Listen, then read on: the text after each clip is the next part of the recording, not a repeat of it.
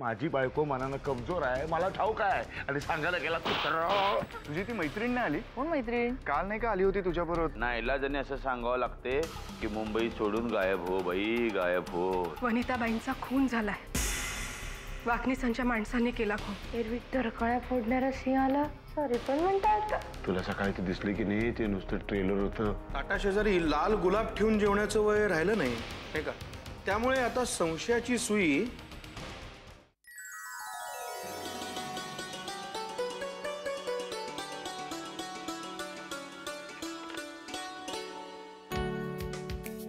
म्हटलं ना sorry sorry sorry. अगं बाई, ते लहान मुलाच्या वर्तन करायला लागले.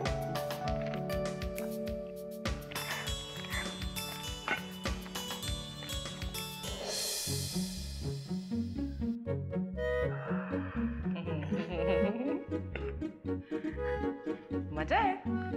साखरेच्या डब्यात सुद्धा गुलाब. हळदी कुंकू एकदम जोरदार चालू आहे. नाही म्हणजे हळदी कुंकूच होता ना का रोज डे होता? अगं ये काय म्हणायचंय काय तुला? मी काय म्हणणार आहे? जे काही म्हणायचंय ते तुम्हीच म्हणताय. सॉरी काय, गुलाब काय, रोमॅन्टिक होत चाललंय तुम्ही. मी नाही ती. हो का? असू दे असू दे. उगाच एकमेकांवर ढकलू नका. दोघेही प्रेमात पडलात ना, मग सरळ सरळ कबूल करा ना. अगं ये काहीतरी काय बोलते तू? काहीतरी नाही बोलते मी, खरं तेच बोलते. असेच प्रेम करत राहा एकमेकांवर. आणि रात्री असे डझनभर गुलाब जमा झाले ना की सकाळी उठून त्याचा गुलकंद कर आणि दे बाबांना. तुला वेड लागलंय वेड.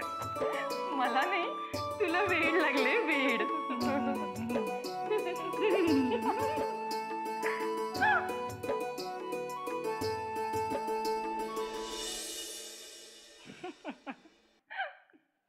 काय अमृताताई अशी एकटीच का असतेस? आर्यांचा फोन आला होता वाटतं. आर्यांचा? गण्या, अरे कुठल्या दुनियेत आहेस तू? माझी लव्ह स्टोरी केव्हाच मागे पडली आहे. सध्या घरात तुझ्या ताईची लव्ह स्टोरी चालू आहे. म्हणजे अरे बाबांना आणि तुझ्या ताईला सध्या वेड लागलेला आहे. एकमेकांशी भांडतात काय, एकमेकांना सॉरी काय म्हणतात, गुलाब काय देतात. तुला माहितीये माझ्यात आणि आर्यनमध्ये सुद्धा ना अशीच भांडणं होतात. पण तो मला कधीच गुलाब देत नाही. अगं मग एक काम कर ना, तू पहिले त्याच्याशी लग्न कर, मग तो पण आपल्या भाऊजींसारखा तुझ्या प्रेमात पडेल. लग्न? मला नाही वाटत त्याला प्रेम या शब्दाचा अर्थ सुद्धा माहिती असेल. म्हणजे आपल्या जानकीताई सारखंच ना? असं नाही बोलायचं. ताई आहे ना तुझी, अभ्यास कर त्यापेक्षा.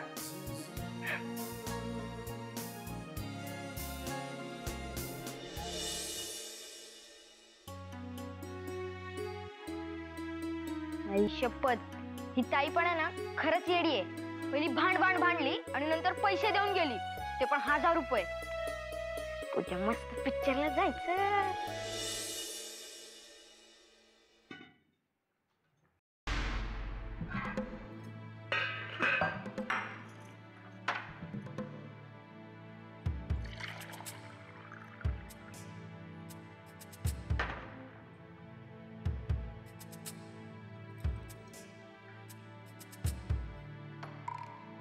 सुमिताई,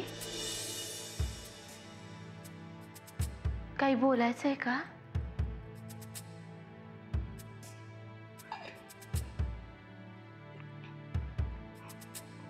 जानकी,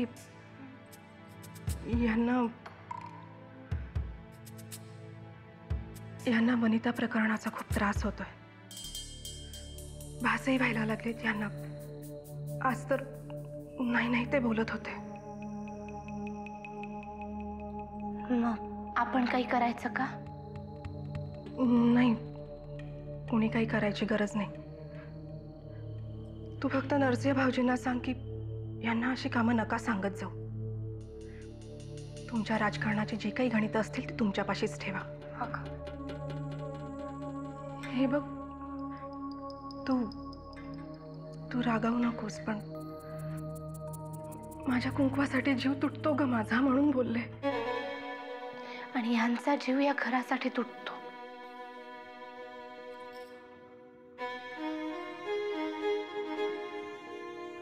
हे बघ, मला एवढंच माहितीये की आता हे बदललेत आणि कुणाच्या तरी चुकीची शिक्षा यांना भोगायला लागायला नको.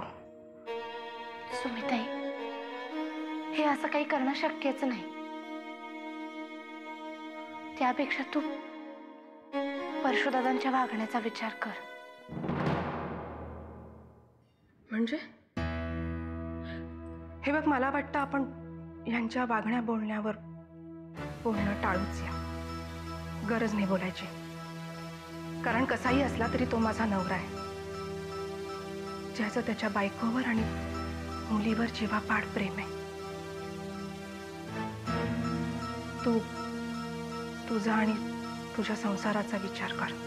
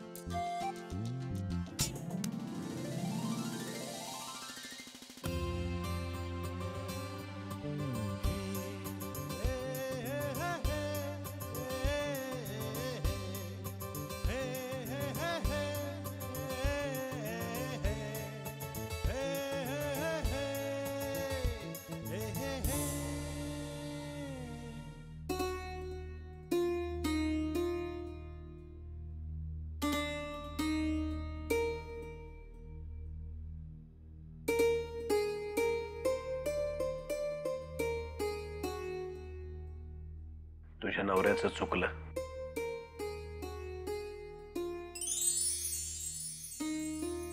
त्याला माफ करशील?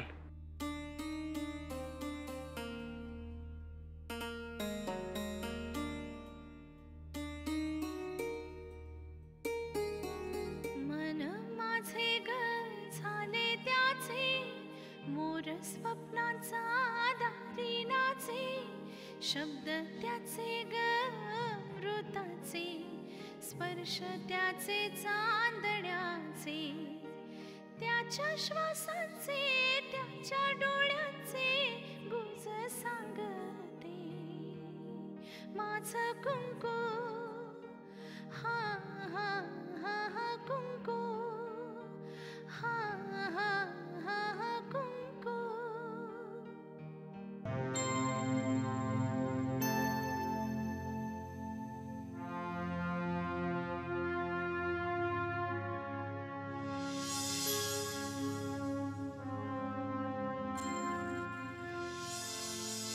तुमचं नाही, माझं चुकलं. मला माफ करा. जानकी, तुझे काही केलंस ते हे घर जोडण्यासाठी केलंस. आज हे घर जोडलं गेलंय ते तुझ्यामुळेच. वामन परत आला, सगळे समज गैरसमज दूर झाले, पण मी खूप वाईट वागलो तुझ्याशी. तुझ्याशी अबोला धरला,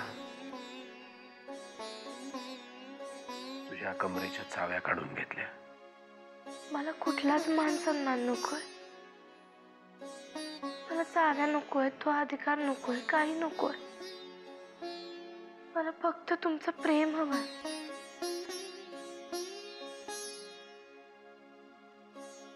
तेवढं माझ्याकडून काढून नका घेऊ.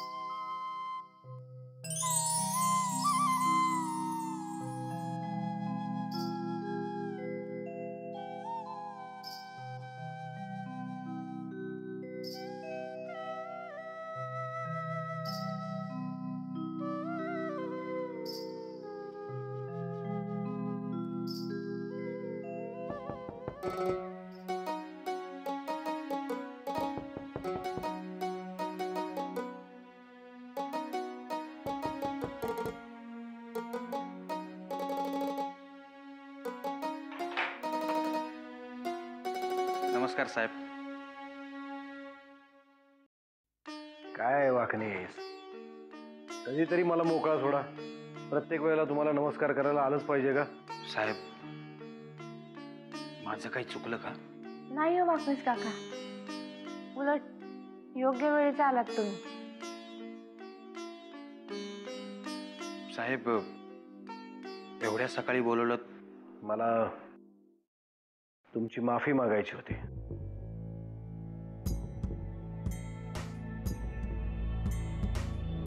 गंमत नाही करत आहे, खरंच मला तुमची माफी मागायची आहे, आणि ते सुद्धा तुझ्या समोर. साहेब, का उगाच लाजवताय? खरंच वाकणीस, माफ करा. साहेब, एक गोष्ट आहे, एकदा बाहेरून घरी परतलेल्या आपल्या मालकावर त्याचा कुत्रा जोरजोरात भुंकायला लागतो, त्याला बोचकारतो, काही केल्या त्याला दारातनं आतमध्ये जाऊ देत नाही. मालक वैतागून त्याला मारून हाकलून लावतो, आणि दारातनं आत जाऊन पाहतो तर काय, समोर एक काळा नाग असतो. मालक थोडक्यात बचावतो. तुम्हाला काय म्हणायचं आहे आलंय माझ्या लक्षात. त्याचप्रमाणे साहेब, तुमच्या आसपास डूक धरून बसलेल्या या नागांपासनं तुम्हाला दूर ठेवणं हे माझं काम आहे.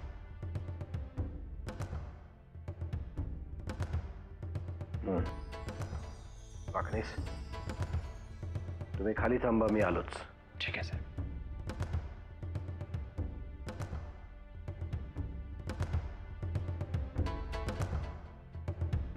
अजून एका महत्वाच्या विषयावर बोलायचं होतं तुझ्याशी. मी आजच आतेबाईंशी बोलतो आणि अहिल्याकडून चाव्या तुला पुन्हा आणून देतो. नाही नाही, असं काही मला चालणार नाही. हा, त्या चाव्या त्यांच्याचकडे असू द्या, त्यांच्याच कमरेला त्या शोभून दिसतात,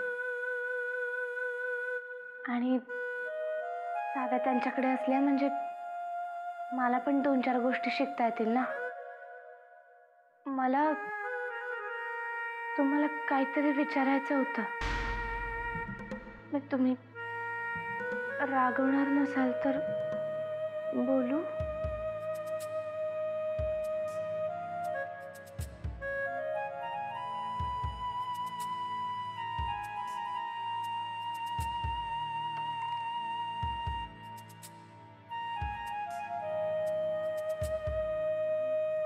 असे का पाहताय? मनात आलेलं विचारू नको का? विचार की, पण एकच लक्षात ठेव जानकी, जर मला विषय किंवा मुद्दा पटला नाही तर मी उत्तर देणार नाही. त्या वनिताबाईंचं पुढे काय झालं?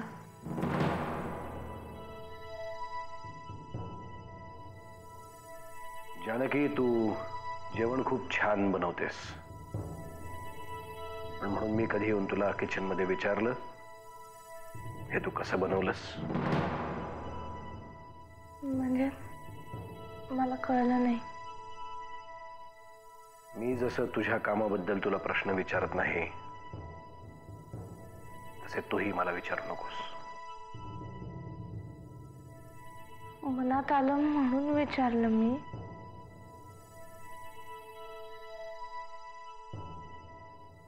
मनातली प्रत्येक गोष्ट समोरच्याला विचारलीच पाहिजे असं नाही. राजकारणात झाकलेली मूठ कधीही उघडायची नसते. जोपर्यंत त्याला योग्य भाव मिळत नाही तोपर्यंत.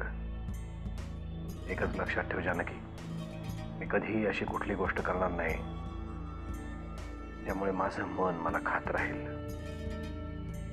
मग ते राजकारण असो किंवा समाजकारण. तुम्ही म्हणताय ते बरोबर आहे, पण सुमिताई मला सांगत होती. ती काय सांगत होती किंवा तिला काय सांगायचंय याच्याशी मला काहीही घेणं देणं नाही. मला एकच कळतं, समाजकारण आणि राजकारण हे 2 वेगवेगळे प्रवाह आहेत. हो, पण वनिताबाई वनिताबाई हा विषय माझ्यासाठी संपलाय कायमचा. कारण तिने जसं कर्म केलं त्याचीच तिला फळ मिळालीत. त्यामुळे वनिताबाई, या विषयावर तू विचार करू नकोस.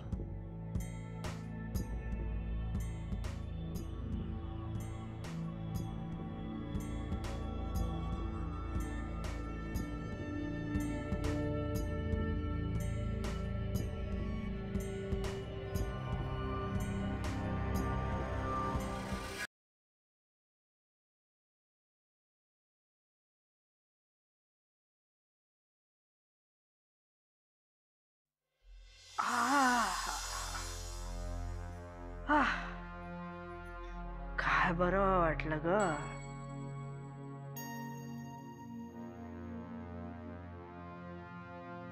अरे वा, नवरा बायकोंमधलं भांडण मिटलेलं दिसतंय. कुठले देवदेवता आले होते खाली मध्यस्थी करायला? नाही, म्हटलं असंच. बरं आहे ना तुमचं. नवरा रागवतो पण प्रेम पण करतो. यांचं ना काही कळतच नाही. फणसासारखे वरून काटेरी आतून गोड. काय करायचं असला गोडवा आत पोचेपर्यंत हातभार बटवून घ्यायचे. आत्याबाई, काहीतरी कमवण्यासाठी काहीतरी गमवावं लागतं ना. अरे वा, आता तू शिकवय मला.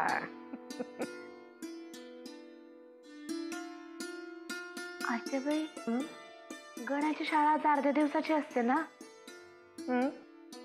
अजून घरी नाही आला तो. खेळत असेल ग शाळेतल्या मुलांच्या बरोबर. तू फार धाकात ठेवतेस त्याला. त्याला घाबरवण्यासाठी ना मधून मधून ओरडावं लागतं. नंतर इतकं बनेले घरातल्या सगळ्यांच्या डोक्यावर बसून मिऱ्या वाटेल.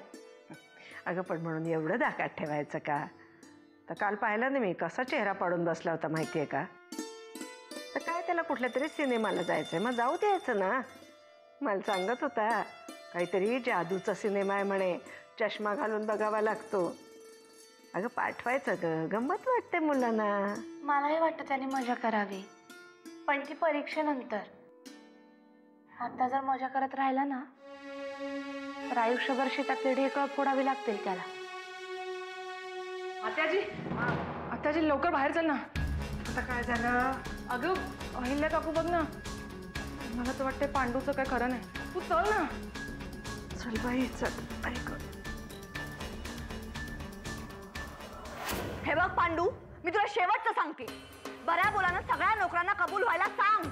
पण काय कबूल व्हायला सांगू? मला खरंच ठाऊक नाहीये. हवं तर मी त्यांच्या सामानाची झडती घेऊ का? तू झडती घेणार म्हणजे उंदराला मांजर साक्ष. वहिनी साहेब, गेली 20 वर्ष मी इथे काम करतो. मी तुला तुझा बायोडेटा विचारलेला नाहीये. मी माझ्या पाकिटात पैसे ठेवले होते आणि पाकिट ड्रेसिंग टेबलवर. मग त्यातले 3000 रुपये कुठे गेले? तुम्ही सांगाल त्या देवावर मी हात ठेवायला तयार आहे. माझा देवावर विश्वास नाहीये, कळलं? आणि सारखं देव देव करायला मी काही जानकी नाहीये. अहिल्या, काय आरडाओरडा चाललाय? फार माझ्या खोलीपर्यंत आवाज ऐकू आला मला. हे तर काहीच नाही. जर का वेळीच चोर नाही सापडला ना तर हाच आवाज थेट पोलीस चौकीपर्यंत जाईल. अगं काय झालंय ते सांगशील का? मी माझ्या पाकिटात या महिन्याचे पैसे ठेवले होते आणि पाकिट ड्रेसिंग टेबलवर होतं. मग त्यातले 3000 चोरीला कसे गेले? तुझी खात्री आहे तुझे पैसे हरवलेले नाही आहेत? हो, पैसे चोरीलाच गेले.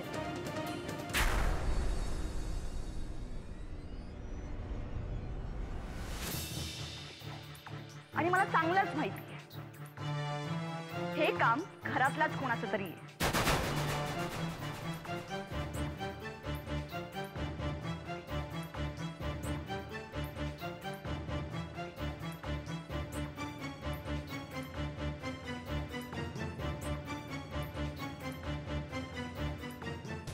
अहिल्या, माझा या घरातल्या माणसांवर पूर्ण विश्वास आहे आणि तेवढाच नोकर माणसांवर पण आहे.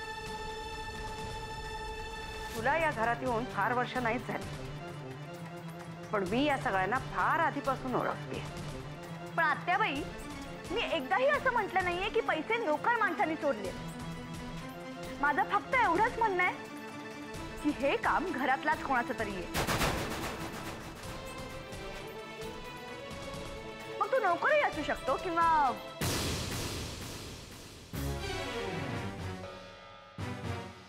काय बोलती असे कळतंय तुला? मग पैशांना काही पंख फुटले का? अगं पण मग चोरांनी 3,000 रुपये का चोरले? एवढे पैसे समोर होतो तर सगळेच्या सगळे का नाही चोरले? मला काय माहित, कदाचित त्या चोराला तेवढ्याच पैशांची गरज असेल म्हणून त्याने तेवढेच पैसे चोरले असतील. आता जग काय चाललंय हे सगळं? 3,000 रुपयांसाठी आता घरातल्या सगळ्यांवर संशय घेणार आहोत आपण? आत्याबाई, मला पण तुमचं म्हणणं पटतंय. घरातला नोकर माणूस पैशाला हात नाही लावायचा. मग कोणतरी घरातलाच एखादा असेल ना. अहिल्या, तुला काय बोलायचंय ते स्पष्ट बोल. जर हा फास आवडला ना तर चोर 2 मिनिटात सापडेल.